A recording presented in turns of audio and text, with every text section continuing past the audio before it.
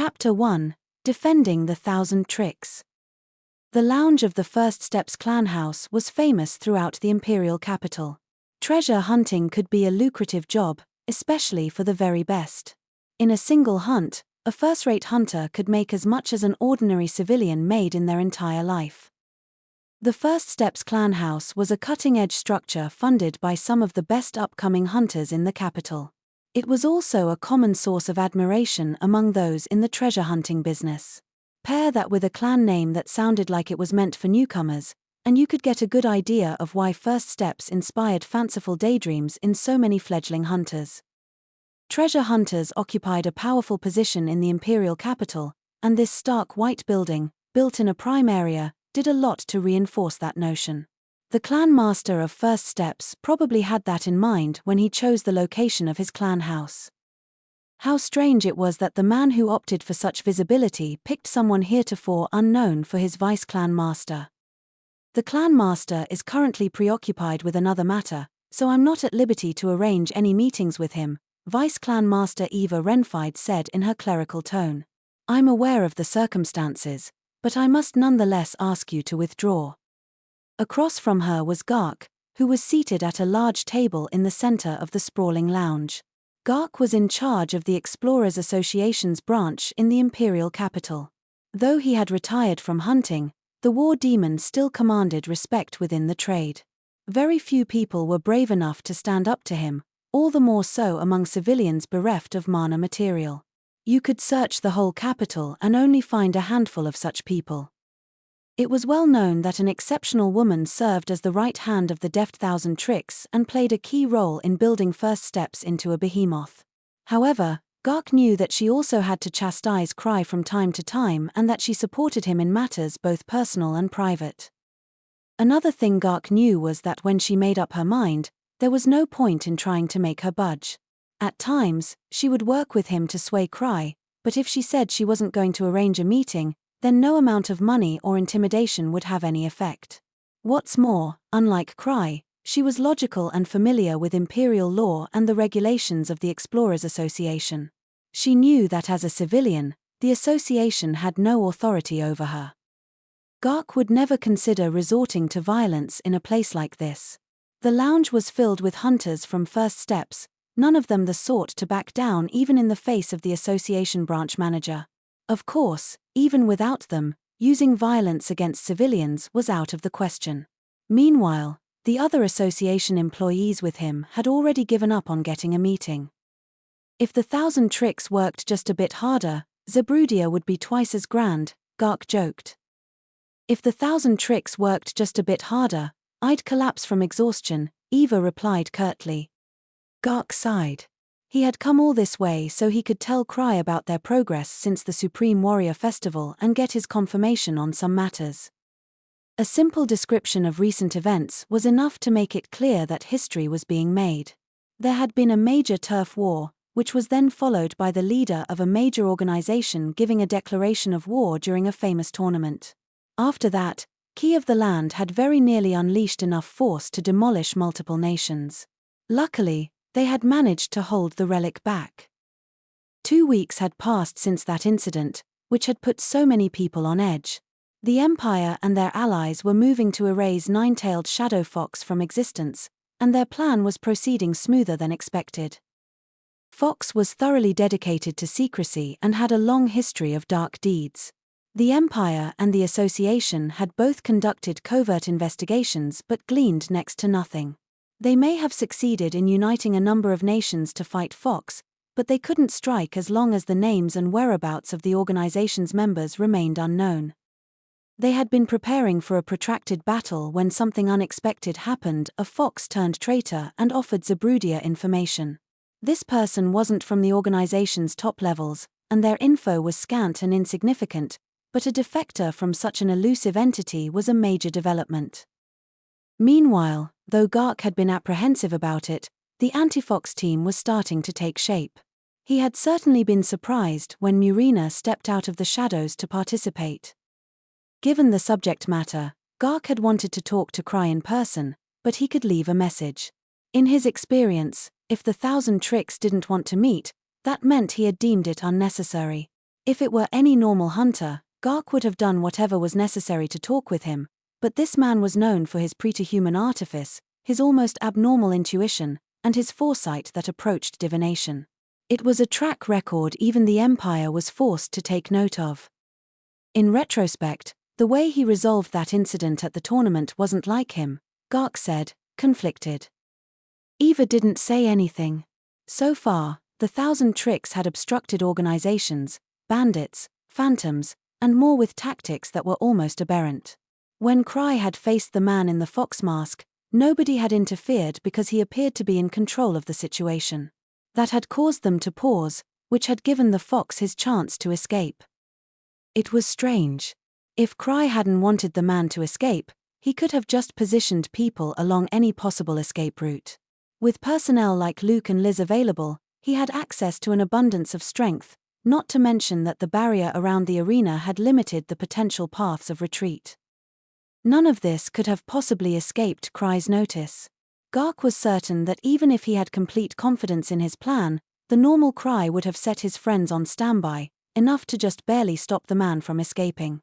So why hadn't Krai sealed the exits? Was it because he had been counting on the hundreds of hunters present at the tournament? Letting that man go was an error uncharacteristic of Krai. Then there was the fact that the Empire's investigations were getting results despite this escape. Gark could only see one possible conclusion: could this all be according to plan? What if the escape of the man in the mask and the appearance of the defector were part of Krai's calculations? Under typical circumstances, allowing the escape of someone so vital to the enemy would be unthinkable. But what if Krai had determined that letting him go was to his and the Empire's benefit? What Gark knew for sure was that the incident at the tournament had rattled a previously unshakable foe. Surely even some foxes hadn't expected their organization to activate a relic with apocalyptic capabilities. As a result, some had decided to cut ties and flee. Nine-tailed Shadow Fox was powerful, but they weren't capable of simultaneously fighting multiple nations, especially given that Roderick Atom's greedier seemed willing to purge any nobles unwilling to cooperate with his cause. Gark, the Empire, even the man in the mask, they were all uncertain of what truly happened at the Supreme Warrior Festival. There was only one who knew the truth. One reason for Gark's visit was so he could drop something off. He removed the item from his pocket, and Eva's eyes bulged when she saw what it was. These black rocks covered in a strange pattern were one of the most famous varieties of relics out there. This is a sounding stone from Sir Franz. I'm sure I don't need to tell you that he prefers to keep things under wraps. I need you to give this to Krai. The Empire and their allies are still discussing the best way to go after Fox, but if something happens, Sir Franz will want to know about it. Relying too much on hunters was a bad look for a nation, but there was no point ignoring a useful asset. Most nobles would balk at the idea of giving a hunter a means to contact them directly. However, in the name of the Empire, Sir Franz proved willing to put aside his personal feelings and accepted the task. Krai risked being charged with slander if he said the wrong thing, but he was always playing with fire. Eva spent a brief moment staring at the sounding stone before nodding. Understood. I'll see that Krai accepts it. We've got hectic days ahead of us, Gark said. He was in part referring to the enormous bounty placed on the 1,000 tricks. That man was no stranger to fighting off scoundrels, but this sum was high enough to inspire some people to risk it all against a level 8. Of course, Gark didn't think he would be done in easily. Krai Andrey was no longer the young man who had come to the capital in hopes of becoming a hunter. He had become stronger. He may not have looked any different, but he had built up a clan, tempered his allies, and earned the trust of many. Now that he had declared war on Fox, failure was no longer an option for him, for that would be a blow to morale. Gark crossed his arms. Eva, it's possible that anyone after the 1,000 tricks could be a danger to you and any other employees of First Steps. Watch yourself. I've been aware of that for a long time now. Remember, Gark, this is a building teeming with hunters, and per the clan master's orders, the upper levels were built to withstand an attack. We're to retreat up there while the hunters on the first and second floors buy us time. Fortunately, we've never had to resort to such measures. So you've been ready from the start? It's a natural precaution if you're going to hire non-combatants, but I'm impressed. It's harder than it might sound for someone who can fight to put themselves in the shoes of those who can't. Even at the Explorers Association, Gark couldn't say that his employees were completely safe from harm. Investing money in the safety of the employees had no doubt elicited backlash from the hunters who had helped fund the clan house. It appeared that seemingly thoughtless man wasn't doing a bad job as clan master, making the right calls when it really counted. We're perfectly safe, Eva told him. While the third floor and above are fortified, the first and second are comparatively weak. Krai says that's because if those floors become battlegrounds, no amount of reinforcing will make a difference. Are you sure about that? Gark felt a moment of doubt. As he recalled, in this clan, the clan master didn't have much authority over his hunters. Was it okay to assume the hunters would help fend off an attack? Gark brushed his concern aside and told himself it was fine. It might have been an inappropriate thought for an association branch manager, but he'd rather have a hunter put their life on the line than see a civilian get hurt. One of the association's objectives was to ensure that the strong were there to protect the weak. As usual, if anything happens, he said, contact the Explorers Association, and we'll do what we can. I'll be counting on you, Eva replied. Free time was something Gark was short on. He ended the conversation here and got up.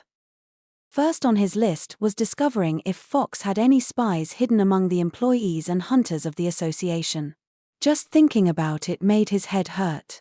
Investigations weren't his strong suit, a problem compounded by the fact that 2 traitors had already been uncovered in the form of Telm and Ketchachaka, both of which had managed to infiltrate the Emperor's entourage. Fortunately, Krai had managed to stop them before they did any serious damage, but now Gark couldn't easily accept any investigations that turned up empty-handed. Thinking about the work ahead drew a sigh from him. The next moment, he heard a familiar voice. Oh, there you are, Eva. About today's visitor, Arg. Gark. Krai. Eva blurted. Popping his head into the lounge was Krai Andrey, the 1,000 tricks and clan master of First Steps. He was also the man who had just declined to see Gark. The two made eye contact, and the lounge fell silent. The other association employees looked agog at the hunter with the lopsided smile. Wasn't he preoccupied with another matter? Wasn't Eva not at liberty to arrange any meetings? And what was that Arg? Eva looked at Gark tentatively. Now that the man she had said was unable to take any visitors had suddenly appeared, even someone as deft as her couldn't hide her dismay. Krai furrowed his brow and approached Gark, glancing around warily as he did so.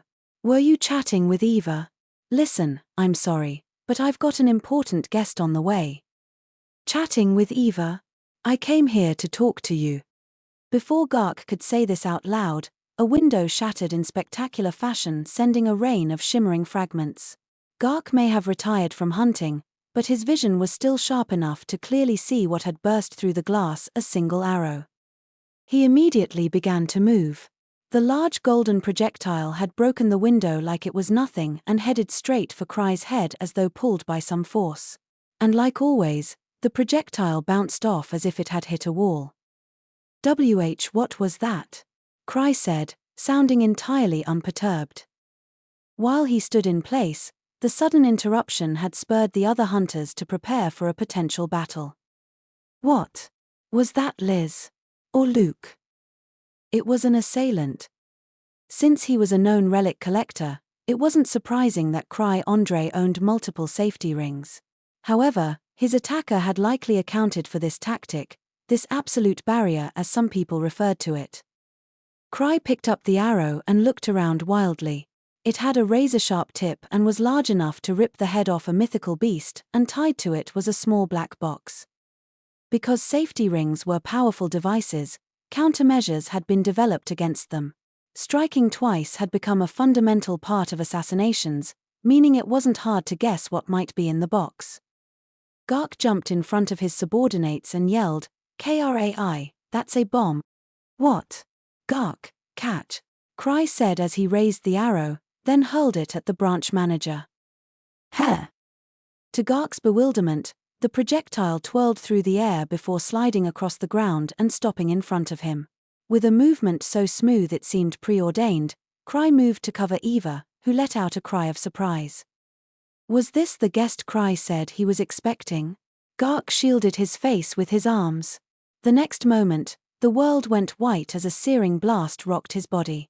He was flying back and collided with the wall. The intense pain kept him conscious, but he felt hazy, as though he had hit his head. Damn it. How? Lately, because Liz had been giving him shit, Gark had started regularly absorbing mana material. If not for that, his injuries would have been much worse. This was a poor attempt at assassination if Krai was the intended target. If even a retired hunter like Gark could come out alive, then of course so would one young and top of their class. Gark's knees protested as he forced himself to stand up. He surveyed the damage, ignoring the blood dripping from his head. It seemed he had taken the worst of it. His subordinates must have reacted quickly, as they were mostly unharmed. Something was tossed through the broken glass. It was a hook, followed by a few more, all attached to ropes. Was the assassin trying to take advantage of the chaos caused by the explosion? Just as Gark was about to say something, several large monsters stomped in through the door. They had grey skin and long hair. For a moment, Gark thought they might be some derivative of Krai, the magical creature Citri had made. That wasn't it. These were the strange sapien creatures he had recently started seeing. They moved about the capital as though it was perfectly natural for them to be there, which had at first incited a surge of questions. However, their friendly nature, intelligence, and advanced construction techniques made the locals quick to accept them. Ryu, cried the small sapien at the front of the pack. Did Krai mean her when he mentioned a guest? Thinking about it, Gark did recall hearing rumors that these creatures had been brought to the capital by grieving souls. The large sapiens poured into the room, then charged at the intruders entering via the ropes. Krai got up and watched with amazement. Gark's knees gave out. He collapsed to the ground as hellish mayhem took hold. When she heard what had happened, Tino dashed to the clan house, where a wretched sight awaited her. "Oh my goodness," she muttered. The beloved lounge was a complete mess. The large windows were shattered, and the once orderly chairs and tables were strewn about. The floor was polished regularly, but now it was filled with cracks and the occasional scorch mark. The cleanup had already begun, but so much remained to be done. It was clear the attack had been a ruthless one, entirely unconcerned by the possibility of collateral damage. Hunters and employees had gotten to work on clearing the rubble, but it would be a while before the lounge was returned to its previous splendor. Tino walked to the center of the lounge, where the damage was exceptionally bad, and crouched down. This was likely where the bomb had exploded. There were no chairs or tables left nearby, only a large crater and some burn marks. She noticed a person's outline, suggesting someone had dived to the ground. But it was something else that had grabbed her attention. Near the center of the blast, there was one spot that remained unburned. It was a fan-shaped area, making it seem like the flames had hit a thick wall. Without any signs of scorching or even soot, the patch was an anomaly. A high-level hunter with ample mana material could endure things no civilian possibly could. There were some attacks that could instantly kill an ordinary person, yet many hunters would be able to brush off. Even Tino was much more durable than the average person on the street. When it came to fortitude, the most famous hunter was Ansem the Immutable, who had allotted just about every bit of his mana material to this attribute.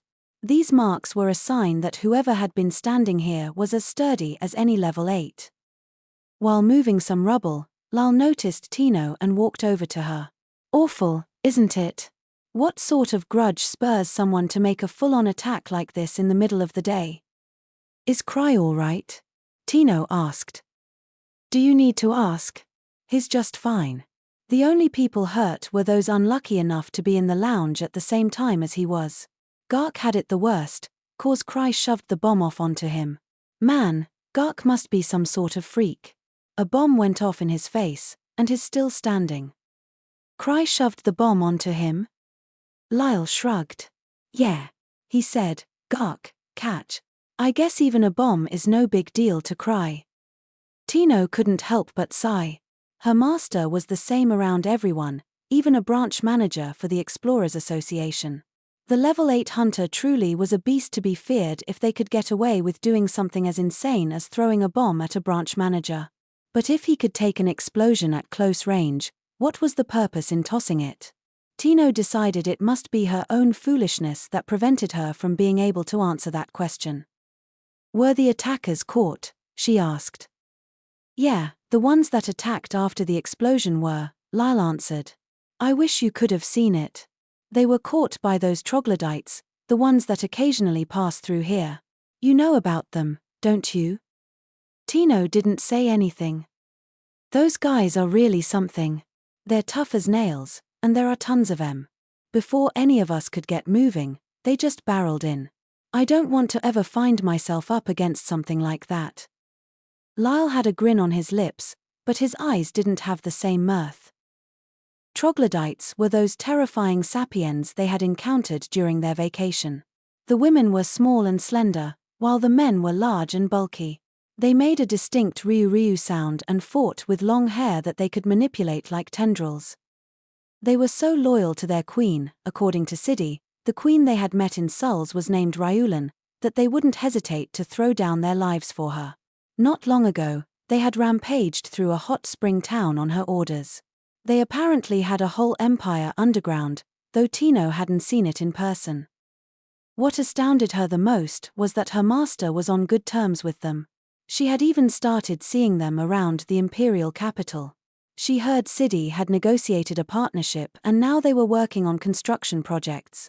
Sidi was truly formidable if she was willing to work with a group that had once tried to kill her. And to think it wasn't just humans that her master was capable of subjugating, he truly was beyond mere mortals. Too bad we didn't get anything useful from the captives. They turned out to be nothing but grunts, Lyle continued. This was definitely the work of a pro. What's more, this probably wasn't actually an attempt to off Krai. The arrow and the bomb were too half-hearted for an attempt on a guy known for his impenetrable defenses, and the same goes for those troops. I bet this was just a test, one to probe his weaknesses. That had a certain logic to it. Level 8 was a status granted only to those fierce enough to survive a number of demonic battles. A simple arrow and explosive wouldn't be enough, nor would a shoddy ambush. After all, this was the lounge of one of the best clans in the imperial capital. Even if the troglodytes hadn't been present, there was Drink, who regarded humans as nothing more than a potential meal. To carry out an attack on the First Steps clan house without doing any scouting was asking to die. Though even scouting a place like this was a terrifying prospect. Besides, Tino's master didn't have any weaknesses. She clenched her fist and asked, have they looked into who was behind this? If Lyle was right, there would be another attack. It would have to be a vicious one if its planner was confident it could bring down a level 8. Tino's master was without equal, but that was no reason to sit around and wait for some assassins to come knocking. Lyle said they hadn't learned anything, but there couldn't have been many killers reckless enough to target a high-level hunter. Tino was certain they could find the culprit if they looked hard enough. However, Lyle wasn't so sure. He scratched his head and told Tino, Krai said he's busy and he doesn't have time to deal with the assassin. Chem. He said some stuff about how he expected the attack, griped about how he was too busy for this, called them audacious, and I think he said there were too many potential suspects. Give me a break. I see, Tino said eventually. Lyle looked conflicted as he clicked his tongue. It was an expression Tino found painfully relatable. Nobles and criminals had to maintain appearances, but it went even further for treasure hunters. If nobody took them seriously, that would be the end of their career. Hunters were often rugged people, and most treasure vaults were located in secluded places, meaning spoils of raids were on occasion taken by force, and there were bandits who specialized in fighting hunters. Sometimes, hunters had to take fights they didn't have much of a shot at winning, and sometimes they had to seek revenge. It was part of the job, and grieving souls was no exception. To not bite back after being attacked in their very own clan house could be devastating to their reputation. Grieving souls had a long list of enemies. The only reason they hadn't been assailed as much lately was because their nemesis had lost the will to fight. But word was getting around that the 1,000 Tricks had, for the first time, let his prey escape and that there was a bounty out for him. Showing weakness under such circumstances could be enough to embolden any thugs who had a bone to pick with Tino's master. However, she had no idea just how many people that might actually be. From what I hear, the troglodytes being nearby was a total coincidence. What the hell's the CM thinking? That sent a shock through Tino's body. She reflexively shook her head. Lyle had it wrong. It was the other way around. The Tino of before wouldn't have realized it, but the current Tino had learned from her experiences and was just slightly more capable of understanding her master. She was able to put some of the pieces together. The ambiguous response to the attack, the unexpected aid of the troglodytes, the decision to abstain from vengeance, all of it could all mean only one thing. Her master was intentionally showing a weak front in order to lure in more thugs so he could wipe them all out in one fell swoop. When it came to assassinations, the party doing the killing had the advantage as they could decide the timing and methods. It was hard to remain constantly on alert for a strike that might come at any moment, and you couldn't hide in a safe place forever. Still, luring in attackers was hardly a normal solution. This display of weakness was going to bring assailants in droves. Destroying them in bulk would be far harder and more demanding than fighting them one at a time. However, if you were willing to disregard the risk factor, enticing the assassins to strike was the fastest way to be rid of them. It was probably the only way to bring out the more furtive enemies. It was nearly impossible to search out threats that hadn't yet revealed themselves, and rooting out entire organizations was the only way to ensure stragglers didn't resurface someday. The 1,000 Tricks wasn't a target to be taken down solo. If this initial incursion was done just for gathering intel, the real attack would be a massive joint effort. Any hitmen willing to target a high-level hunter were probably too powerful for Tino and maybe even most first steps. She had doubts in her mind. This was another of the 1,000 trials. It would be a war, for no other word could capture a conflict between first steps and a coordinated band of assassins. Tino, what's the matter? You started quaking all of a sudden. I'm fine. I'm just shaking with anticipation. She swiftly checked her surroundings. Keeping a low profile, she positioned her back so it was against a wall. She didn't have any weapons on her, but she could hold her own without them. She knew how her master worked. The thugs would appear the moment she let her guard down or told herself she would be fine for the time being. If the troglodyte reinforcements had been unanticipated, that meant the plan was being deviated from. That was probably the only flaw in Krai's scheme. Tino, what are you doing? Lyle asked, taken aback by her sudden caution. This was proof that he lacked the experience she had. She had to be prepared for an attack at any moment. Then she had an idea. She could show her master how well she had read his moves. If she proved able to comprehend his plans, he might tone down the trial. I'm going to see master, she said. Oh, okay. Give him my regards. Tino gulped, then dashed up the stairs, trying to make as little noise as possible. Hey, why not? Let's kill them. We gotta wipe them out, or they might come back for us. Why can't we go after them? It was the day after the assault on the lounge. I was sitting on my bed, clutching my head. I sighed and just ignored Liz's saccharine voice and clinging arms. As you go up in the world, you gain both friends and enemies. Treasure hunters were no exception to this rule.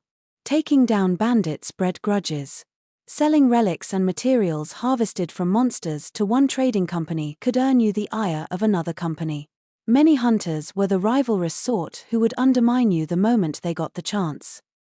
Then there were, of course, all the times clients had become ticked off at my childhood friends, not through any misunderstanding, but for good reason. That was one of the many sources of stress during my time as a hunter. Lately, they had been mellowing out, but things had started to shift after the incident at the Supreme Warrior Festival. By the sound of it, a little misunderstanding with the bad foxes had incited them to place a bounty on my head. Stuff like this happened to hunters all the time, myself included, so I wasn't too worked up. These would always get retracted after a bit, so I was sure this would blow over soon enough. One of the reasons I had a private room without windows and only accessible by a hidden door in my office was to be a safe zone at times like these. It was only natural to consider the safety of myself and the clan employees. In the early days of First Steps, we had endured one assailant after another. Fortunately, until now, nobody had ever managed to breach the perimeter of the clan house. So what had gone wrong? Was it because I had gone to the lounge even though I had said I wasn't leaving my room? When I closed my eyes, I could see the arrow with its explosive package closing in on me. Thankfully, my safety rings had done their job and kept me safe. Eva, whom I had been covering, was also unharmed, and Gark had survived as well. However, I didn't know where to go from here.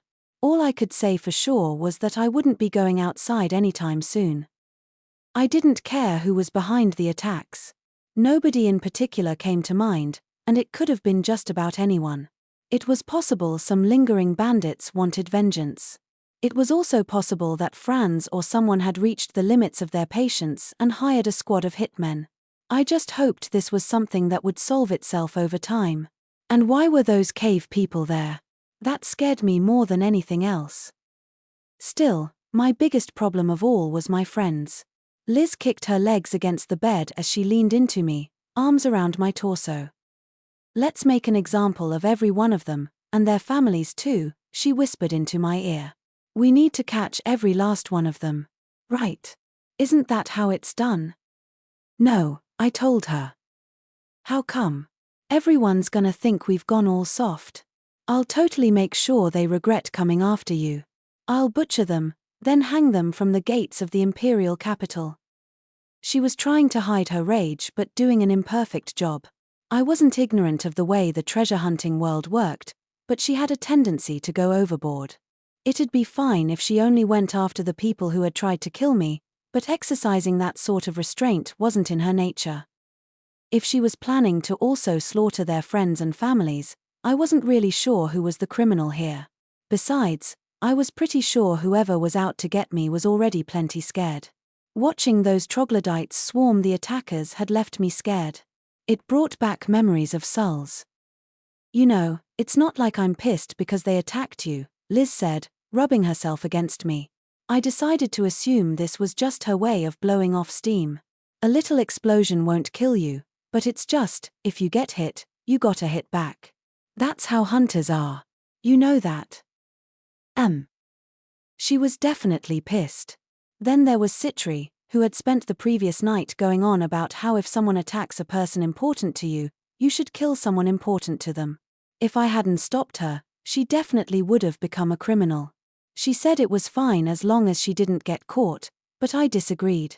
Honestly, how was I supposed to explain to the smart parents what had become of their daughters? Liz's touchy-feeliness was worse than usual, probably because of her pent-up stress. Her arms and legs were tangled around me, her body heat causing me to sweat. I let out a yelp as she lightly bit the back of my neck. "Quit acting like a wild animal." I shook her off, grabbed her arms, and pinned her down. She looked shocked for a brief moment before letting herself relax. I had been a hunter for some time, but I hadn't gotten any better at making excuses at times like these. "It's fine," I told her. "I'm busy, so let it be. Everything's going according to plan. I had arranged for Mathiz to come over and appraise the relic from Eliza, but now that plan was shot. Though I had been looking forward to doing nothing but fiddling with my relics, nothing was going to make me start going after people's families. I had endured all sorts of tribulations. I was tribulation resilient." Liz looked at me apprehensively, something she didn't often do. "Really? Are you going to get revenge, like you're supposed to?" "It would be a waste of my time. Don't worry. After a mess like that, I don't think anyone will be attacking again for the time being. The troglodytes captured some of them, and some knights are looking into it." Honestly, what I found really odd was that my friends seemed to think there might still be more threats on the horizon. Those guys who burst into the lounge hadn't been just any old lackeys, though they lost to the raw might of the troglodytes. It could have been my imagination, but they seemed to coordinate even better if I was involved. Liz's pouting suggested she still wasn't satisfied by my reassurances, but I knew that this was just because she was stressed. I reached out and stroked the back of her neck. Just like when we were kids, her skin was smooth and supple with a slight warmth to it. Liz, a big fan of physical contact, was always embracing me and giving me other uncomfortable reminders of her sense of distance, but it seemed she preferred to be the one getting touched. She used to get jealous when I'd tie Lucia's hair, and I'd recently found that brushing her hair was effective. I had picked up a trick or two during our long friendship, including many methods of calming her down. "Are you stressed out?" she asked me, her voice now a bit softer. "Or are you in the mood? Should I strip? Maybe I should also keep Lucia or Citri around when you're on guard duty." Exactly, even if it's part of the plan, it's hard to resist getting revenge. Liz's cheeks flushed. "It's fine. Release your stress on me." I think she had the wrong idea. What sort of person did she think I was? When had I ever asked her to do anything like that? I sighed and reminded myself that most hunters were people with strong urges. I wasn't sure if she was joking, but I was much more exasperated than embarrassed. I didn't say anything as I tugged on her soft cheek, to which she responded with a brilliant smile. My pulling didn't seem to have any effect on her, so I let go. "I'm not sure I like having you, of all people, worry about my stress," I said and sighed deeply. "Really? You're always going out of your way for me. I can do the same for you every now and again." My friends were busy, but they had made room in their schedules to take turns guarding me.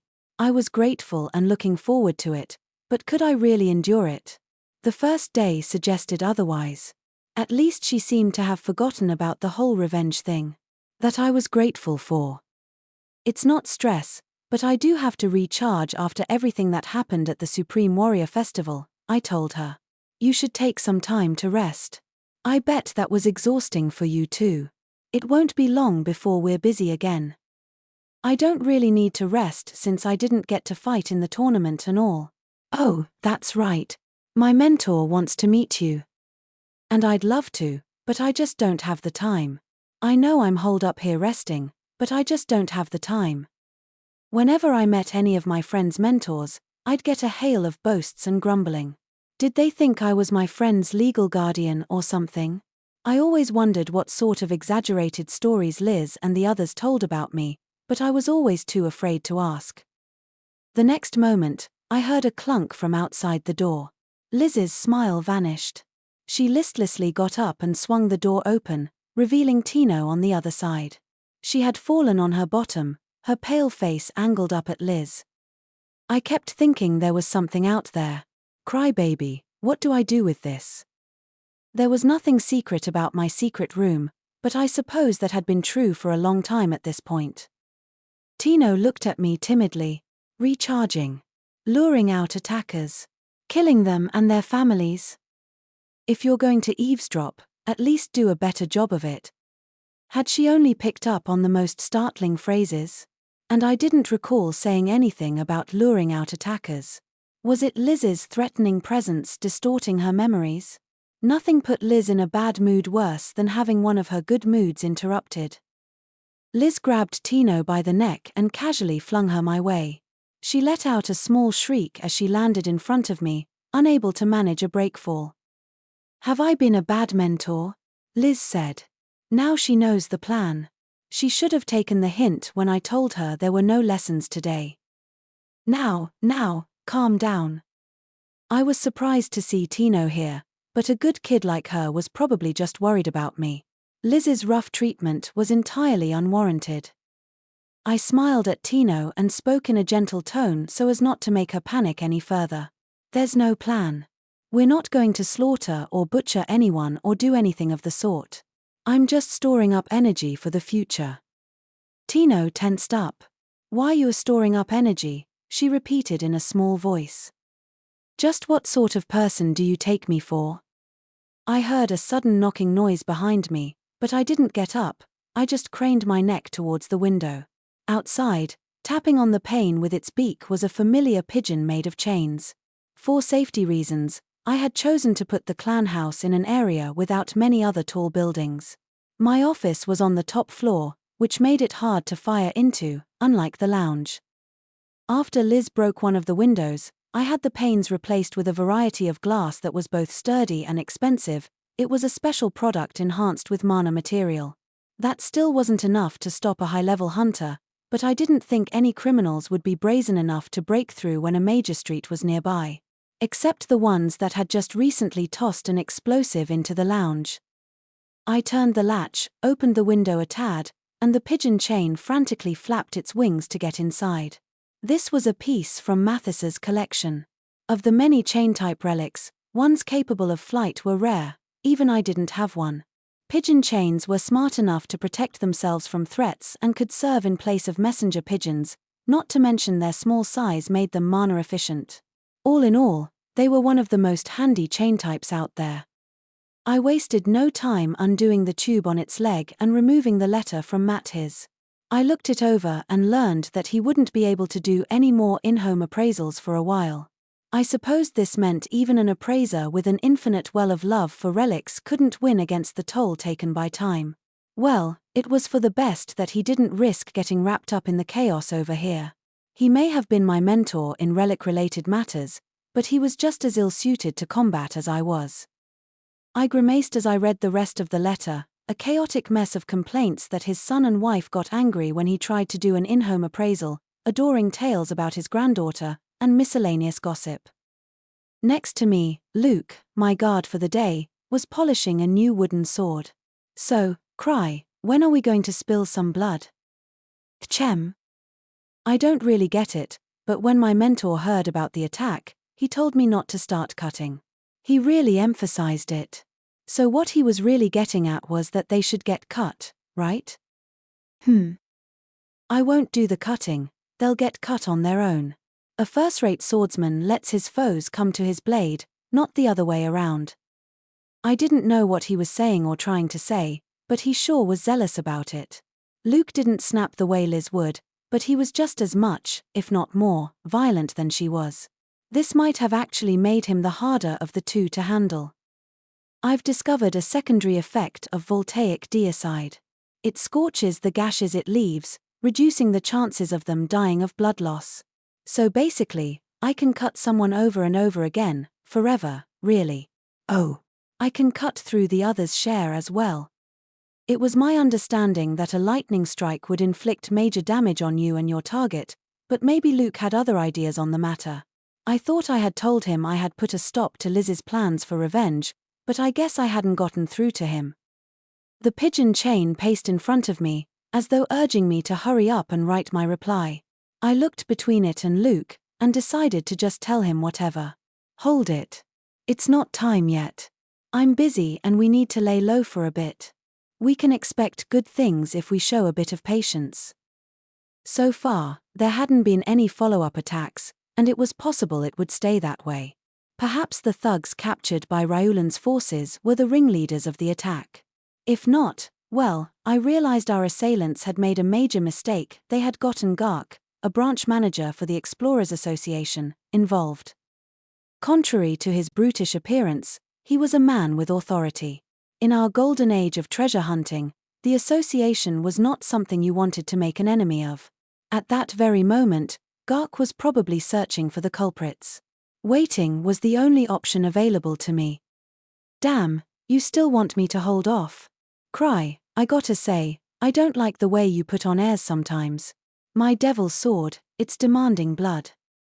I didn't still want him to hold off, I perpetually wanted him to hold off. As for that devil sword of his, it had recently been remade after being scorched, so I doubted it was thirsting for blood. Just one cut won't make the cut, he mumbled. All right, you've got too much free time on your hands. I guess I can keep you busy for a bit.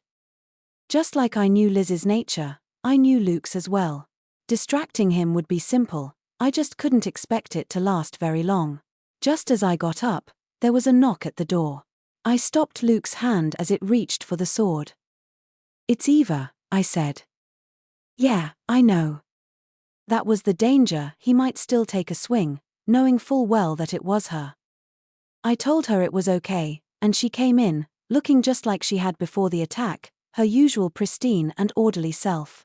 Most people would need some time to recover from the shock of witnessing a bomb detonating nearby, but it had taken less than a day for Eva to return to normal. I envied how even-keeled she could be. But it was precisely because they were unshakable that I couldn't let any harm come to her or the rest of the clan administration. "How are you feeling?" I asked.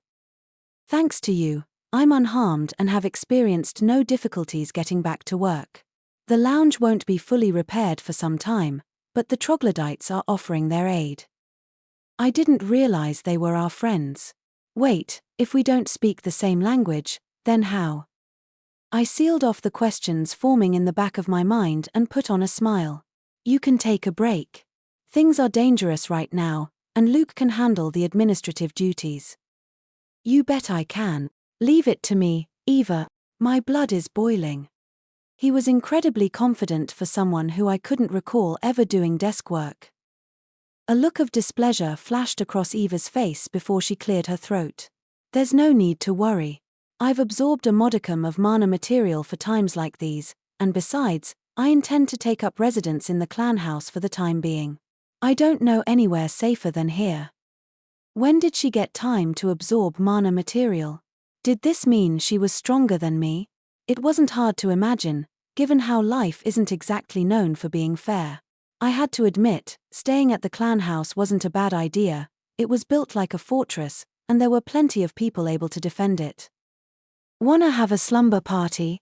I asked. "I do not," she replied after a brief pause.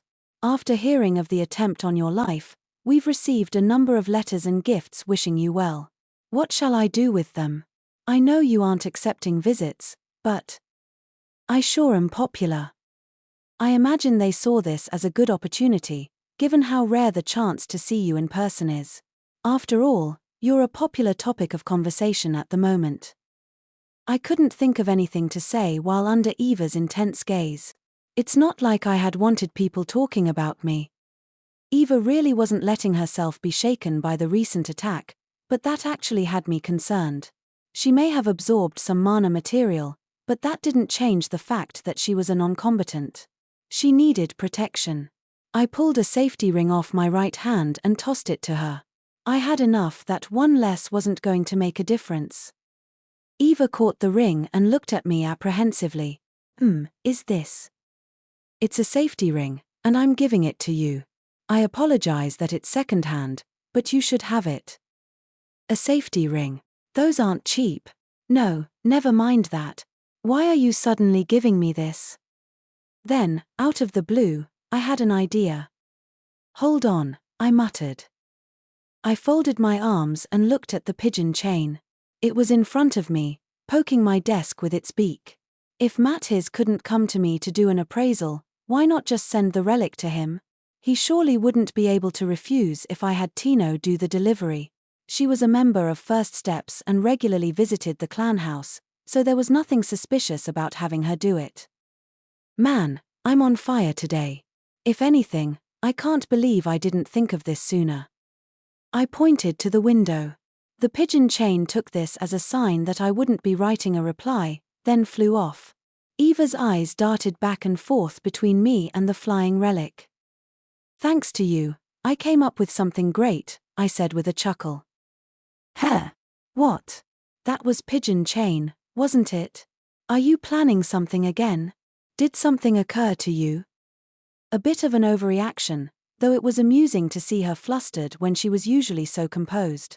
It was sort of rejuvenating. "It's nothing. It's all fine. All fine." "Is it fine that Tino's going around telling people that you're going to kill them, their friends, and their families?" "That's not fine at all. Even a high-level hunter couldn't get away with that, and they certainly couldn't get away with hanging corpses from the gates of the capital. I just had to put a stop to those rumors, but I was more concerned about Tino's apparent declining faith in me. It was time to do something about that. "It seems," Eva continued, "there are some in the clan who are preparing to go on the offensive before something tragic happens to us." I hadn't even said anything, but the situation was developing anyway. It was true that we had been attacked, and I was fine with the clan members doing what they wanted. I just didn't want to be held responsible for whatever happened. It's a wild world out there, I said. Don't tell me that's all you plan to say, Eva replied. I let out a big yawn. Lately, the slightest movements on my part had resulted in all sorts of unforeseen consequences, so I had decided that sitting still was the right decision. Luke was holding his sword above him and examining it when he suddenly seemed to remember something. Right, Krai, my mentor says you should pay him a visit if you've got nothing better to do. I think he wants to consult you on something. The Sword Saint does, Eva said. I was under the impression he was busy since he had been recruited to help counter Fox. Krai, I have to say, you really have a long list of connections. Connections felt like a funny word, considering he most likely wanted to complain to me. That was generally how it went every time I saw my friends' mentors, especially those of Luke and Liz. I never wanted to consult with these people because what they really wanted to do was gripe at me. But if they really did want my advice, that'd be bad too. Any idea what it might be about? I asked. I got nothing. Yeah, of course you don't. Think. Don't be so content that you can't remember. Luke hummed and furrowed his brow. I think I got it. My mentor uses 2 swords, but the other day I was wondering which one was stronger, so I asked him about it. Luke's mentor was Soln Roel, the Sword Saint. He was one of the best in his field, and unlike Luke, he trained his mind as well as his body and techniques. Not only was he revered by swordsmen for being both strong and integrous, but he was also a sword collector with more than a few famous works in his possession. Though he was prohibited from carrying one around, Luke was also a sword enthusiast. I could recall the shine in his eye when he first met the Sword Saint and saw the blade in his hand. He told me he didn't know, so I tested it out behind his back, Luke continued. They both got busted. Heh. I guess this means Crimson Heaven and Azure Spirit are equally strong. I mean, they're the same length and make a good combo. Yeah. Aha. Breaking 2 of your mentor's prized swords sounded like the sort of scroop that could get you expelled or maybe even killed, but Luke didn't look like he had any regrets. Was this another sign of how terrifying a high-level hunter could be? Relics were generally sturdy, and even non-relic weapons weren't easily broken, but it seemed things were different when someone like Luke was involved. But wasn't it supposed to be the other way around? Like, a talented swordsman should be able to use a weapon that would otherwise break in the hands of an amateur, or something like that. Luke folded his arms and narrowed his eyes. No, wait a minute. Maybe it's because I broke one of his swords while practicing voltaic deicide. I used one of his because the wooden ones kept breaking. How many swords are you going to break? Didn't you just start on voltaic deicide? That's definitely what this is about. Armaments weren't cheap. In those days, anything that couldn't be made with casting could fetch an astronomical price. This naturally went for relics, but even a handcrafted sword could sell for hundreds of millions. I struggled to imagine how much someone might be willing to shell out for something from the Sword Saint's collection. The thing was, though, to a swordsman, their blade was practically their soul. I still didn't understand how Luke hadn't been booted from his dojo. Eva seemed equally exasperated. What would happen if I just agreed and showed up in front of the Sword Saint? He was a person of exceptional humanity, but he wasn't the mellow sort. I already tried to meet him as rarely as possible. Showing myself in front of him when he was angry was unthinkable. I wondered if there might be some way to make him forgive Luke's barbarism. Perhaps if I gave him something to replace the broken swords. That was when my eyes fell on the box at my feet, the one containing all the items Eliza had dropped off. I took a deep breath and removed the most interesting of the bunch, the sword wrapped in the black cloth. I removed the cloth, revealing a jet-black straight sword. It had a subtle glimmer, like it had been crafted from the night itself. The lack of resemblance to any modern metal made it clear that this was from a civilization long gone. Ooh! What's that? Luke exclaimed. Though I had tried consulting my relic encyclopedia, I still hadn't identified this blade. Research into sword-type relics had come a long way, so this must have been something fairly rare if it wasn't in the encyclopedia. I had planned to commission Mathiz for an appraisal, but now that wasn't an option. I didn't know for sure that this sword would make up for the ones Luke had broken, but I felt like fate had played its hand here. My recent experience with Key of Land also left me a bit distrustful of swords. I took a deep breath, steeling my resolve. Then I rewrapped the sword and put it on my desk. I can't go, but you can take this to your mentor. It's a rare piece. I didn't know how much practical value it had, but it sure was beautiful. I hoped this would improve the Sword Saint's mood just a bit. If he did figure out its powers, I just hoped he'd share his findings with me. Treasure hunters kept their ears close to the ground. Once, when the 1,000 Tricks was merely considering buying a relic, word spread in an instant. Now, it was happening again. This time, the rumors claimed that the preter-human artificer was storing up his power. The details were scattered. Some people said this was a reaction to the attack on the clan house, others claimed that the 1,000 Tricks had anticipated the attack. The one point everyone agreed on was that his revenge would be thorough. Doing so would, of course, be running afoul of the law. Not even high-level hunters, no, high-level hunters especially couldn't be allowed to flout the rules. Still, the infamy of grieving souls made those rumors all too easy to believe. If someone struck at grieving souls, they'd be hunted to the end of the world. Within the imperial capital was the decaying district, a melting pot where all of the city's darkness coalesced. Tucked in one corner was a shop that looked almost abandoned, its roof ready to collapse at any minute. Past the decrepit doors and down the staircase was the Red Ring. This was a place made for those on the fringes of society to share information. It was like an underground version of the Explorers Association, a place to facilitate dirty work. The interior was small, but only members of powerful organizations or those capable enough to earn introductions were allowed in. The tables were placed haphazardly, and there were only a few people present besides the gruff proprietor.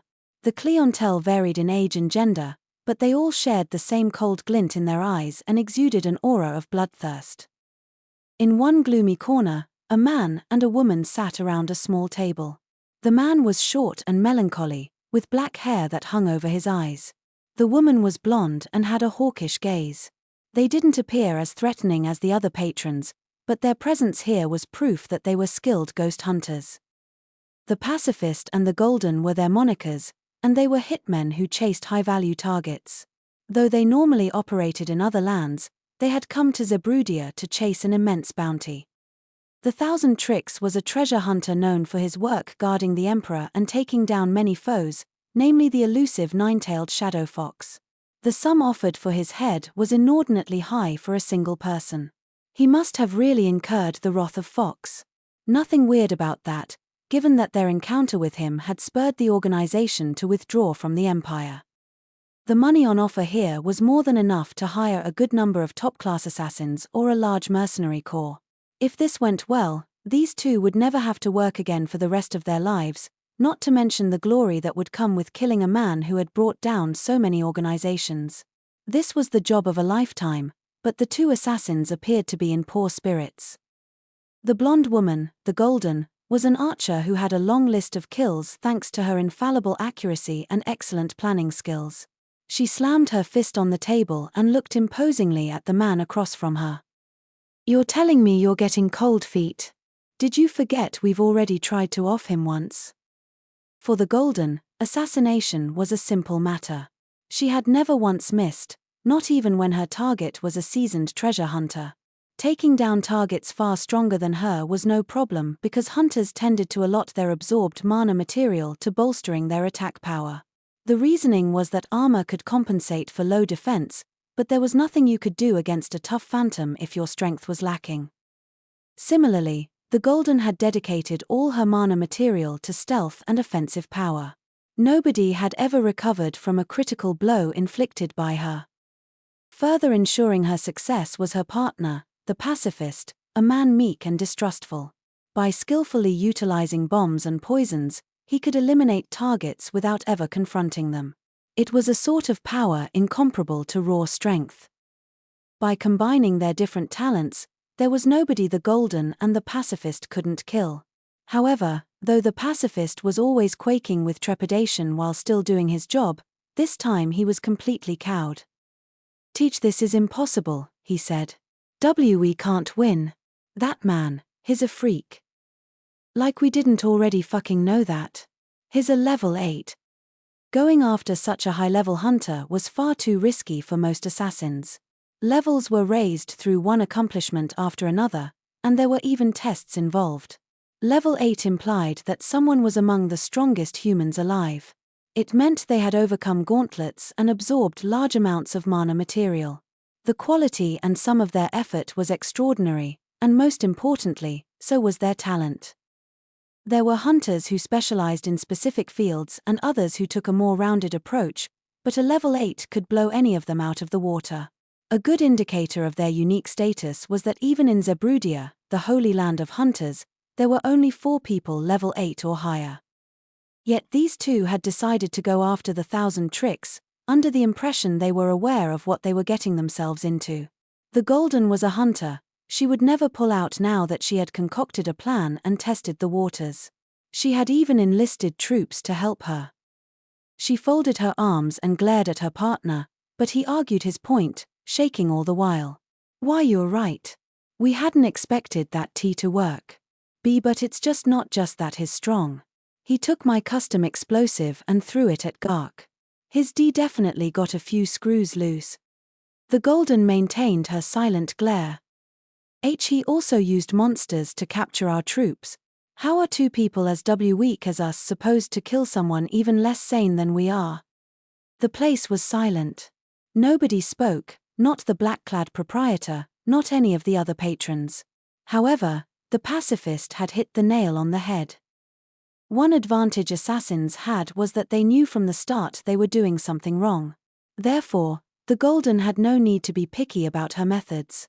As long as the target was someone upstanding, she would have the upper hand, no matter how powerful they may have been. But what if the target was someone equally pragmatic? He fights on our level. Our level. He wasn't scared of the monsters. Any ordinary person wouldn't even think of using monsters. Do you realize what his G going to do? What we can't. Our friends and families are going to be killed and hanged as an example. They're not afraid to get their hands dirty. The Golden looked conflicted. "I don't have any friends. Besides you. My family bit the dust long ago." Well, I do." The pacifist rocked the table as he got up on unsteady feet and waved his arms around. The temperature in the room seemed to drop as he began to yell passionately. Look. Almost everyone who came here with the same confidence as us has already fled. I heard the association is afraid that grieving souls might go overboard. Sucks, doesn't it? No denying it, things couldn't get much worse.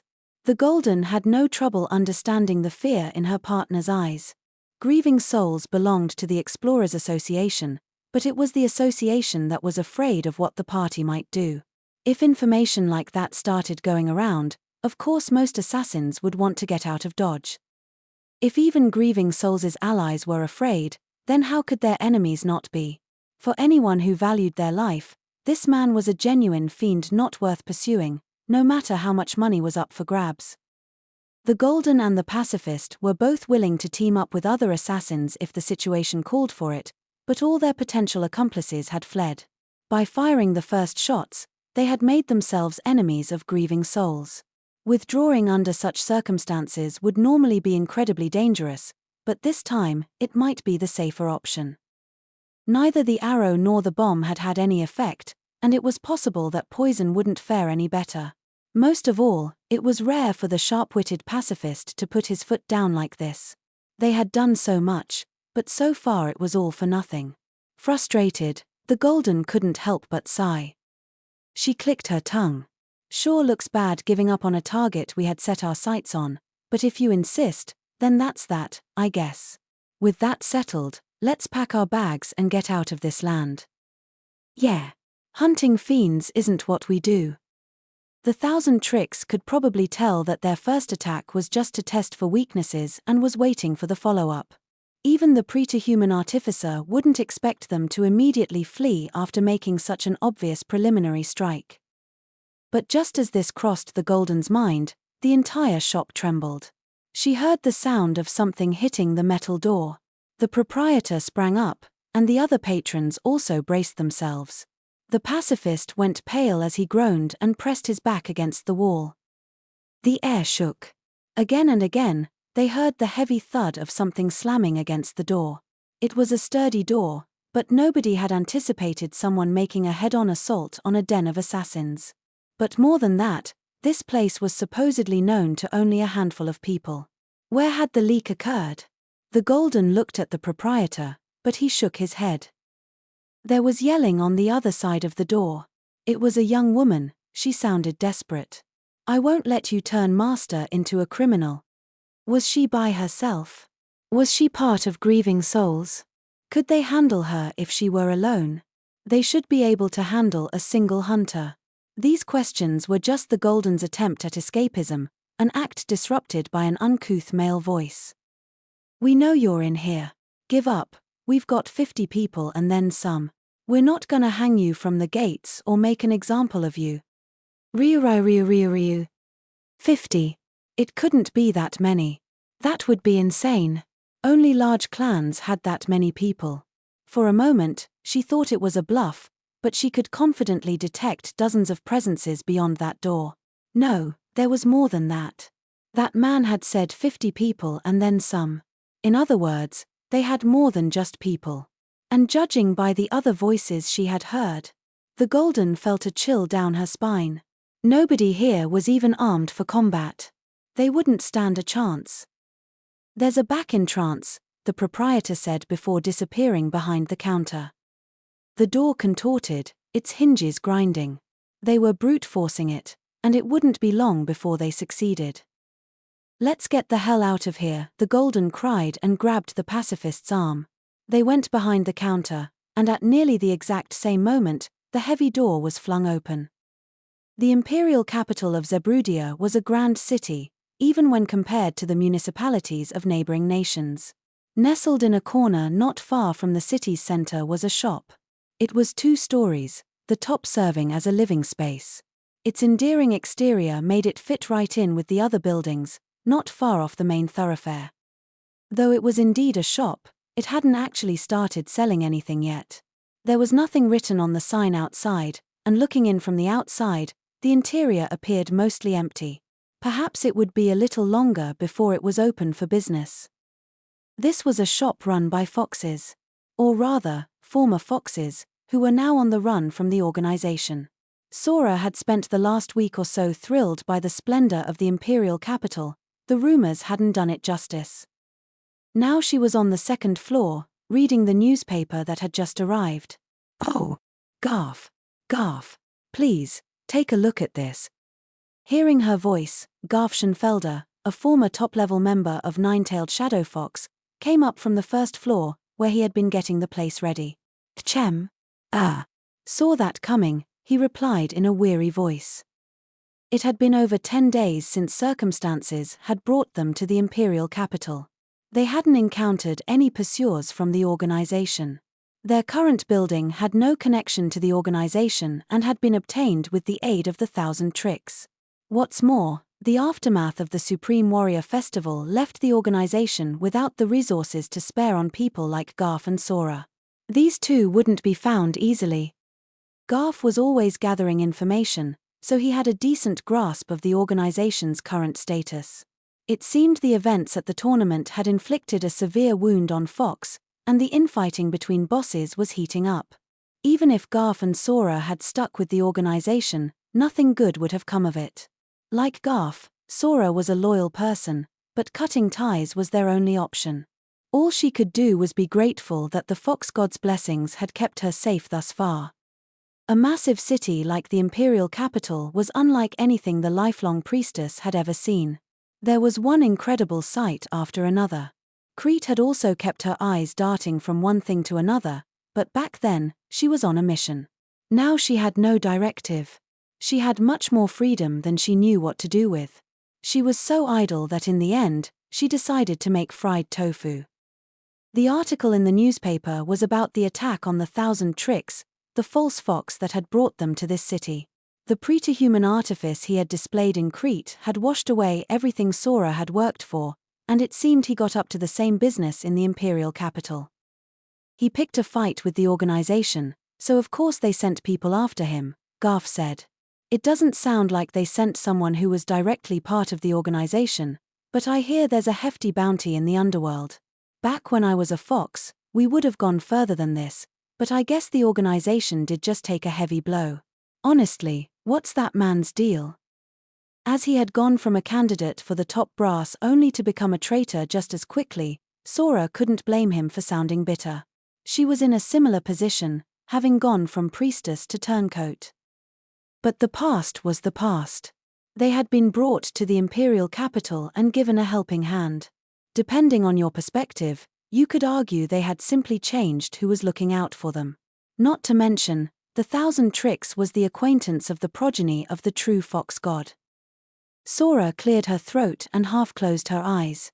Garf, she said, thinking back on past events. The Holy Fox mandates that we do something about this bounty. Like hell a god would say that, you moron. I'm a holy fox maiden, my word is the word of my god. Do you doubt the word of my god? What even is this god of yours? I've never heard of a maiden like you. I knew I should have requested a different one. As a maiden, Sora walked a path ordained by the transcendental fox god she worshipped. While it was true that she could make errors on extremely rare occasions, those, too, were the god's will. She had come to this conclusion because she couldn't live her life believing anything else. Can you do something about this? She said with a cough. Garf gave her that same look of subtle but total confidence he always had. I'm a white fox, you know? I have the mask to prove it. I just don't wear it because it gets in the way. Sora cleared her throat and said in a voice carrying divine weight, then, if you would. I have no desire to lose our protection. You're not half bad, Sora. With Krai's blessing, I've received money from Citri and am making Inarizushi in dedication to the fox god. She's also considering establishing chain locations. But we're doing all the work. Shoulders slumped, Garf headed outside. Somehow, he hadn't gotten rusty. Sora was sure the bounty would disappear soon enough. With a sigh, she looked out the window to the cloudless sky and offered a prayer. Oh holy fox, please watch over me. I'm doing my best to make fried tofu. What are you doing? Goodness, it's 11 o'clock, yet you're still in bed. MRMM? Tranquility is always shattered abruptly. My awakening was accompanied by fierce shaking. Being jostled about, I was left with no choice but to stick my head out from the covers. Through my blurry vision, I could see Lucia's door face. I couldn't think of anyone else who might try to wake me like this. She had always had fine features, but had recently started to look even more attractive, making her foul moods even more intimidating. We had been siblings for a long time now, and back home, it had been her job to wake me. Though she used to go about it more gently. Oh, that's right. Today, it's Lucia's turn to guard me. 1 more hour, I said. Or, why are you such a sloth? It's not like I've got anything to be doing. Really now? And never mind that. Here, look at this. Look. The covers were ripped away, and a newspaper was slammed down next to my pillow. Why was she hard on her older brother when she was so cordial to everyone else? What in the world happened to the girl who used to follow me? Look, I also brought you breakfast, even though it's the middle of the day. Surrendering, I moved my head just slightly, opened my eyes just slightly, and looked at the newspaper. What I saw was something startling to read just after waking up. I snapped my eyes shut and rolled over. I didn't know anything. I was ignorant and unaware, I told myself. Good night. Brother. Don't go back to sleep. Get up. Lucia grabbed me by the shoulders and shook me from side to side. Shaking was one of the few types of attacks against which safety rings weren't effective. As my eyes rolled about, I decided I may as well offer an excuse. I might be their clan master, but I'm not their parent. Actually read it. It says they attacked on your orders. Covering the front page was an article titled Major Clan First Steps Behind Attack in Decaying District. Apparently, a bunch of our clan members had gotten together and attacked some places in the decaying district. The article included a photo of a decrepit townscape falling apart. I didn't tell them to do anything like that. Nonetheless, it says they were retaliating for the attack on our clan house. What a mess. I thought I told them they didn't need to do that. Since when were these guys the loyal type? Or is this a matter of pride? Lucia leaned over my bed, slid her arms past my sides, then forced me up. So I had my clan members to blame for this rude awakening. Why'd they go to the decaying district in the first place? I asked. About that. Siddy let it slip to T that she knew a place where the assassins might be. She said it was a special place, one unknown to regular people. Citri was very thoughtful and hardworking. She usually listened to me. It was probably just that revealing the location of potential assassins didn't count as doing anything in her book. She was also pretty ticked about what had happened to the lounge. But the decaying district is mostly derelict buildings anyway, I said. I'm sure a little chaos won't. I heard 5 buildings were destroyed.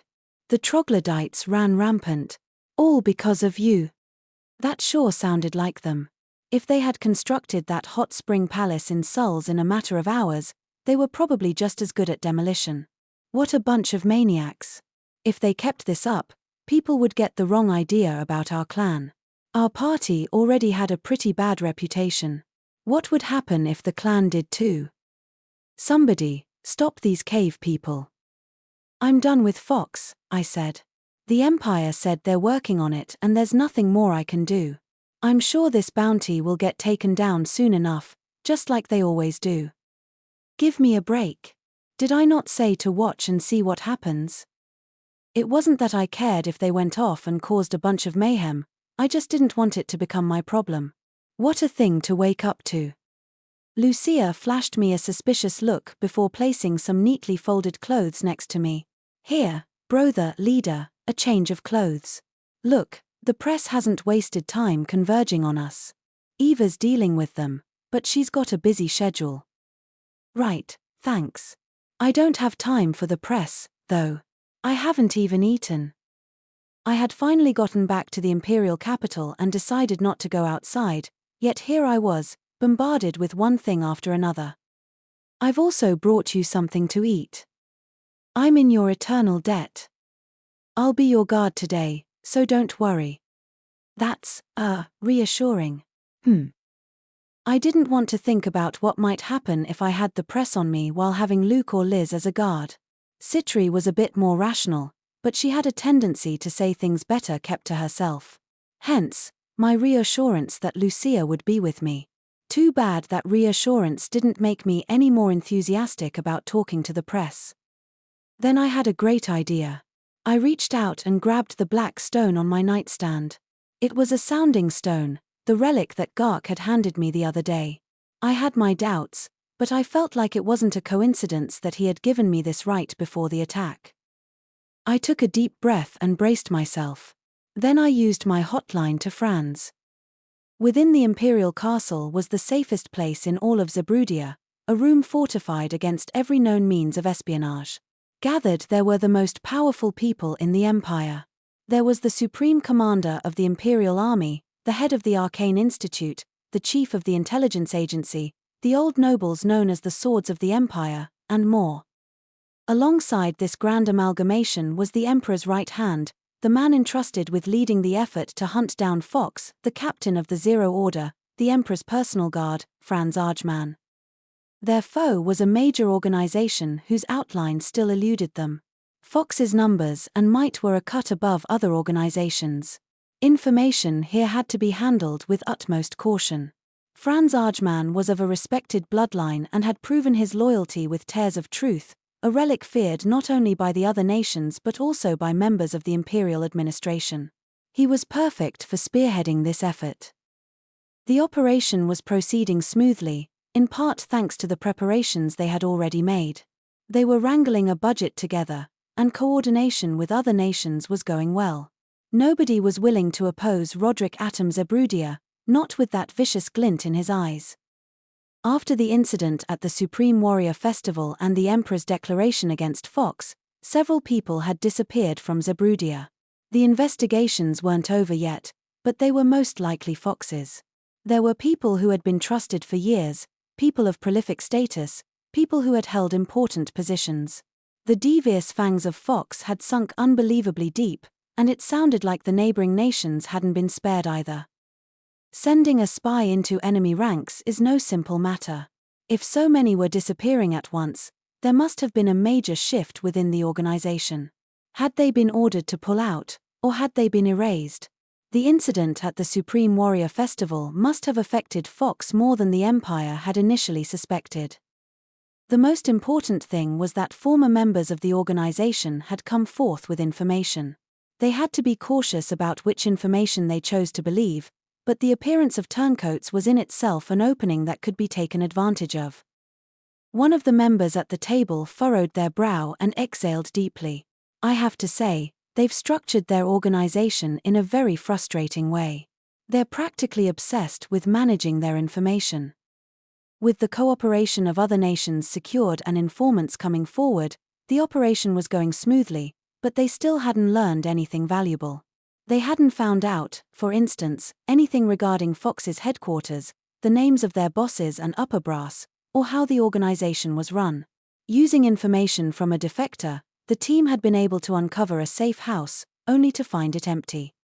Previous incidents involving Fox had offered clues, but nothing that could be of use for the Empire's operation. Fox's obsessive intel coordination made use of code signs, and nobody was told about any operations besides their own. They weren't even given the name of the boss they worked directly under. Fox was built so that revealed identities and captured members wouldn't pose the slightest problem to the organization. There was nothing Tears of Truth could do when the subject didn't know anything. The organization was driven by such thorough dedication to secrecy that it was mystifying. The exceptional quality of Fox's members must have been the only reason it was able to function. This wouldn't be resolved quickly, but everyone on the team was anticipating that. Truth be told, there was no proof everyone here truly was on the same side. Franz sighed internally as he watched the team members passionately debate. The only people he could truly trust were that man who had undergone Tears of Truth just as Franz had, and Princess Murina, who had grown fearless after overcoming the 1,000 trials. It had been apparent from the beginning, but Franz was forced to recognize that that man's means of proving his innocence had been effective, albeit eccentric. The imperial princess couldn't always be present at these meetings, and Franz would never risk exposing her to danger. Perhaps at least one person here would be daring enough to face Tears of Truth, just like that man had. Franz was shocked by this sudden thought. Even if that man was unbelievably talented, being forced to rely on such a clown was humiliating for a member of the distinguished Arjman line. His powerlessness was about to drive him to bite his lip when the secretary behind him spoke up. Captain Franz, the Sounding Stone. I needn't tell you who it is. I suppose he has figured out our approach, then? That can't be. Every possible step has been taken to insulate this room from potential espionage, not to mention very few people have been informed of your schedule. The anti-Fox force was a secret. The location and times of their meetings, as well as the truth of their activities, were known only to those involved.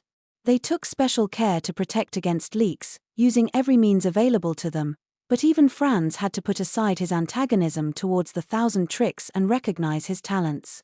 Pre-to-human artifice indeed. Reassess our counterintelligence methods. Conduct a thorough search to ensure the schedule hasn't been leaked. I can't allow a hunter to simply do as he pleases. Franz barked as he answered the Sounding Stone. The vibrating relic became still, then from it he heard that lackadaisical voice that haunted his nightmares.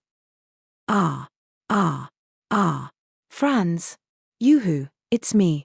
Me, you know? I'll kill you. I'm not your friend. Does he have no respect for the nobility? House Arjman was renowned and went back generations. Had any of them ever been greeted with a yoo-hoo? Franz had a vague recollection of feeling something akin to fear when he first met this man, but that must have been his imagination. After all, that man had been wearing that gaudy shirt. Franz had indeed given this man a sounding stone so he could contact him, but Franz hadn't expected something so soon. Hearing from him this early was a good thing, but it irked him all the same. "Do you have information regarding Fox?" he asked, unable to keep the growl out of his voice. "I don't have much time, so be upfront about it." "Huh? Oh, no. I don't have time to deal with Fox. Do you have a newspaper?" Franz paused. "Someone get me a newspaper." He took deep breaths to soothe his irritation while an underling fetched a paper. Ever since escorting the Emperor to Tauisant, Franz had become infinitely more patient. No matter how much disrespect an underling showed him, Franz could just tell himself it was still better than dealing with the 1,000 tricks, and this allowed him to be much kinder. Franz made sure to stay up to date on information and was broadly aware of what occurred in the imperial capital. That included checking the newspaper. He knew that the 1,000 tricks had been attacked, that he had foisted the bomb off onto Gark, that mysterious beings had captured some of the culprits, and that members of First Steps had conducted a raid in the decaying district.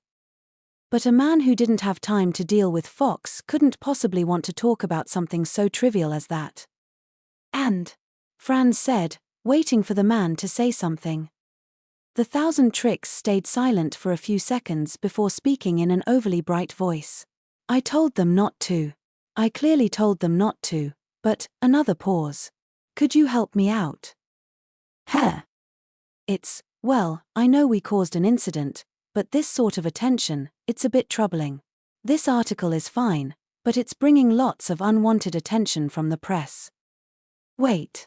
You're asking me, a noble of the Empire, to apply some pressure. Is that correct?" Damn him. Even if it was just a favor, there were steps you had to take. Besides, something this minor was not for the hands of an esteemed noble. Being viewed so lightly actually allowed Franz to remain calm. He cast a glare at the others in the room, all pretending not to be listening. "No, not quite," the man said hastily. "I'm not telling you to go that far. But, you see, I'm busy. I'm busy, so." His voice gradually grew quiet as it trailed off. "Busy? Busy, you say? That's what happens when you reach level 8. Does he think I'm not busy?" There were benefits to making it clear that he and the 1,000 tricks were acquainted, but his pride wouldn't permit him to even pretend that he was on good terms with this man. Franz took a deep breath and bellowed into the sounding stone.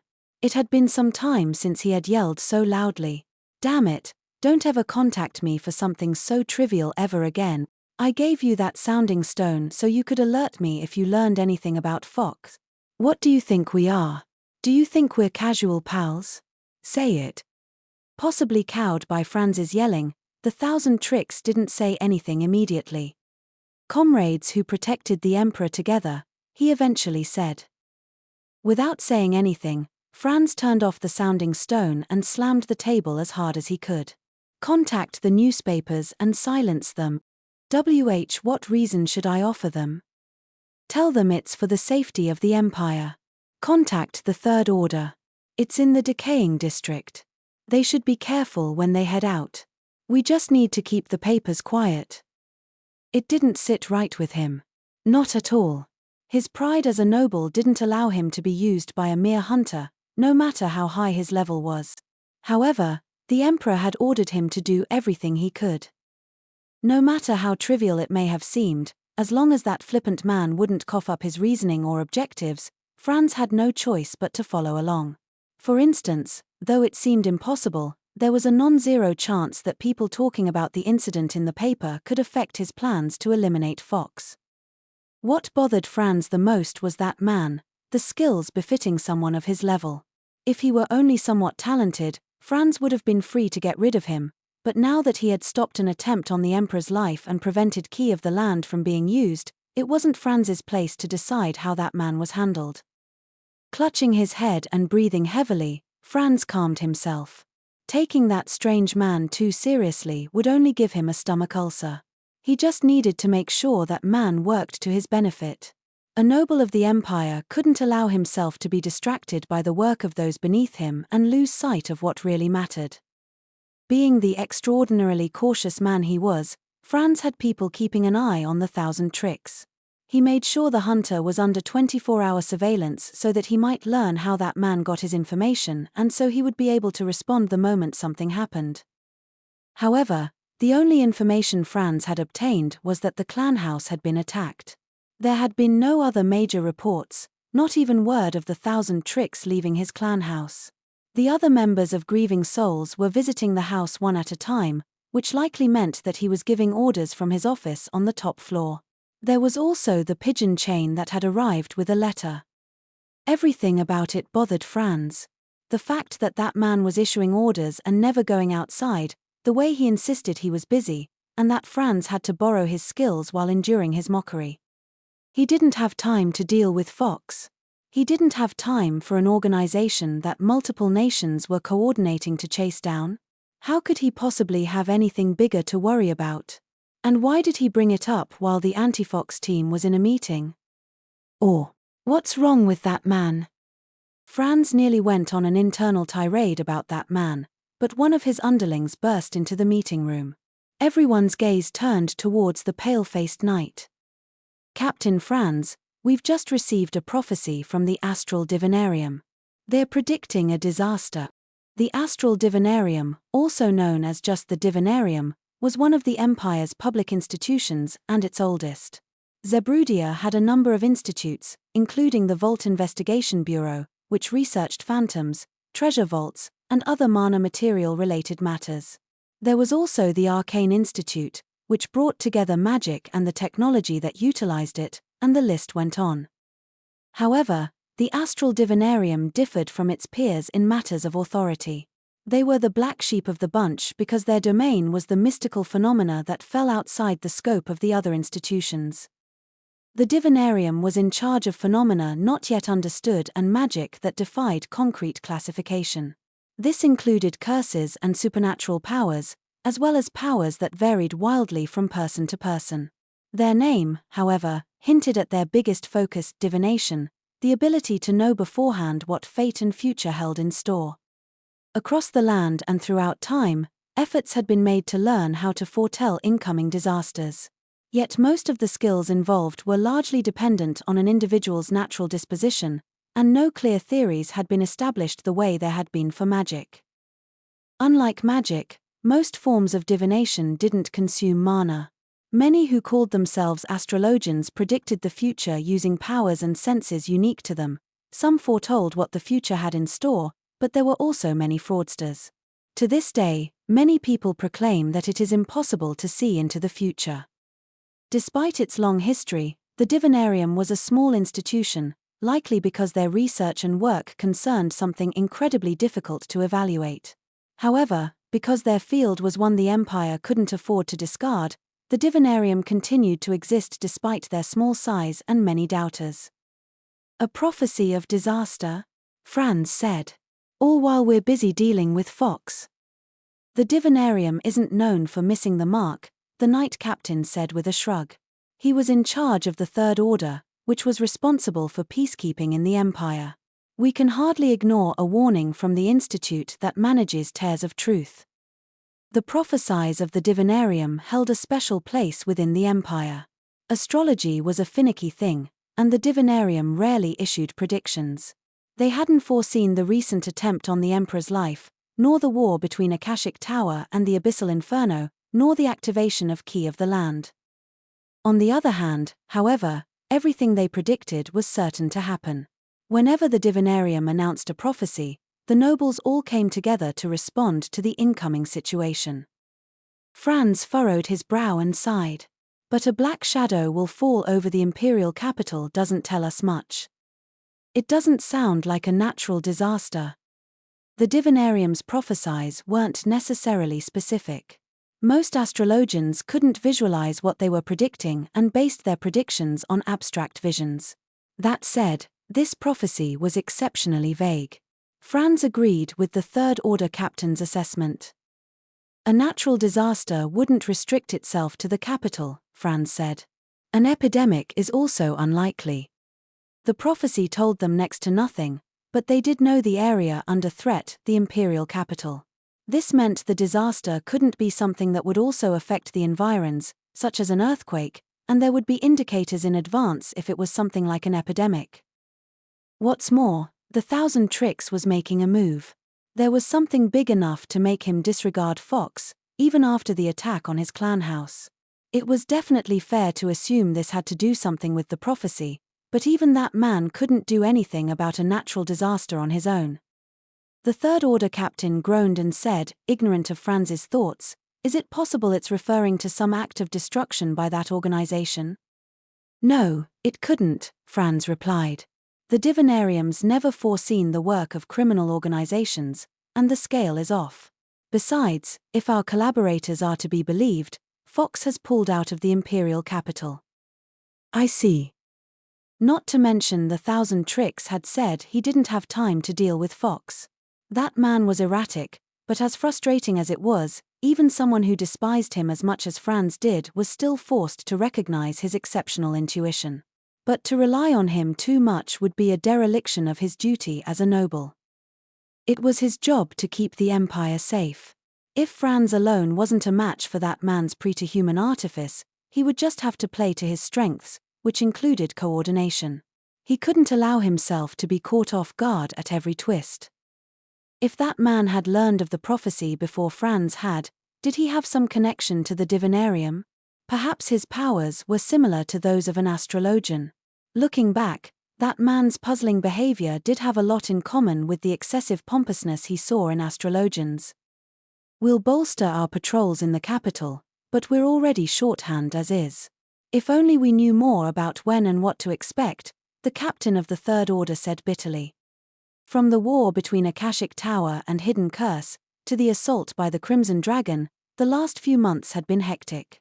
The Third Order was already on high alert, being told to prepare for a disaster of unknown nature, and timing was a recipe for a headache. This wasn't something they could fight off. Any strikes would mean the Knights had already made a mistake. The captain of the Third Order was a burly man known for his skills in combat, but even he was showing signs of exhaustion. It could have been Franz's imagination, but the captain looked like he had gained more grey hairs. "We've got no choice. We'll have to borrow people from the Sword Saint," Franz said. "Our formal units aren't going to be enough, and we can't call knights from other regions in order to protect the capital." The Empire had a good relationship with its strongest swordsman, Soln Roel, the Sword Saint. He often sent people to help train the Empire's knights, and some of his students went on to join Imperial Knight Orders. He had once been a man of some infamy, but he had grown as a person and was now acknowledged even by the nobility. There was a knock at the door, and in came a subordinate returning from their investigation. "Captain, I've gathered all relevant records from the Divinarium and the Imperial Library." "Well done. We wouldn't have to bother with this if they could be a bit more precise with their prophecies." Good grief. Though the Divinarium's visions were generally vague, the Imperial Library kept a record of every prophecy and what had followed in reality. If there were a precedent of similar predictions, they might be able to surmise what this new one would involve. And if they didn't know, they'd have to adjust accordingly.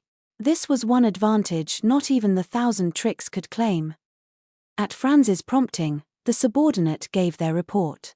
"I can compile the details later, but for now, it appears that a prophecy regarding a black shadow has appeared not in Zebrudia, but in another land. The prophecy was followed by a malevolent curse descending upon a wide area and resulting in tens of thousands of casualties." Curse. Tens of thousands of casualties. Franz's eyes bulged. He kept repeating the words in his head.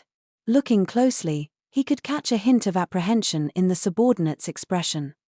The captain of the Third Order furrowed his brow and eventually said, "We've got an emergency. Really, it's hard to believe. A curse. I didn't think curses were capable of such large-scale murder." Curses were a variety of arcane arts born from powerful emotions. They were mainly known for being used on people and other living beings, and feared for their utility as a means of assassination. However, They weren't suited for killing people in large numbers. Intense spite was vital for attempting to harm someone with a curse. To kill thousands of people would require an appropriate degree of animus, and even a slightly above-average shaman wouldn't be able to command such a curse.